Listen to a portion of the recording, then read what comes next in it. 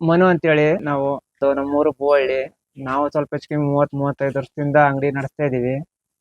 ಮತ್ತೆ ಅಂಗಡಿ ಜೊತೆ ವ್ಯವಸಾಯ, ಮಾಮೂಲಿ ರೇಷ್ಮೆ, ಹಿಂಗೆ ಏನೇನೋ ಬೇರೆ ಬೇರೆ ಏನೇನೋ ಮಾಡ್ಕೊಂಡು ಜೊತೆಲ್ಲ ಇದನ್ನು ಹೆಂಗೋ 30-35 ವರ್ಷದಿಂದ ಮಾಡ್ತಾ ಇದೀವಿ.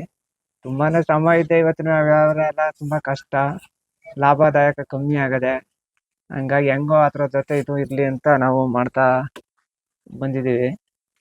ಮುಂದೇನು ಮಾಡ್ತಾ ಹೋಗ್ಬೇಕು, ಬಿಡಕ್ಕಾಗಲ್ಲ. ಕಾಲದಿಂದ ಮಾಡಿರೋದು 30-40 ವರ್ಷದಿಂದ ಮಾಡ್ತಾ ಇದೀವಿ.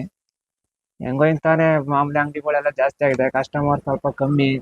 ಒಂದ್ ಐಟಮ್ ಇಲ್ಲ ಅಂದ್ರೆ ಸಾತ್ನೂರು, ಈ ಕಡೆ ಅಲಗೂರು, ಈ ಕಡೆ ಕನಕಪುರ ಅಲ್ಲೆಲ್ಲ ಹೋಗಿ ತಗೊಬಂದ್ ಹಾಕ್ಬೇಕು. ಅದ್ರ ಜೊತೆಗೆ ನಮ್ಮ ಇಲ್ಕಾಟ್ನವ್ರು ಸ್ವಲ್ಪ ಅವರು ಒಂದ್ ಸ್ವಲ್ಪ ನಮ್ಮಲ್ಲೇ ತಂದು ಹಾಕ್ತಾ ನಮ್ಗೊಂದ್ ಸ್ವಲ್ಪ ಹೆಲ್ಪ್ ಮಾಡ್ತಾ ಇದ್ದಾರೆ.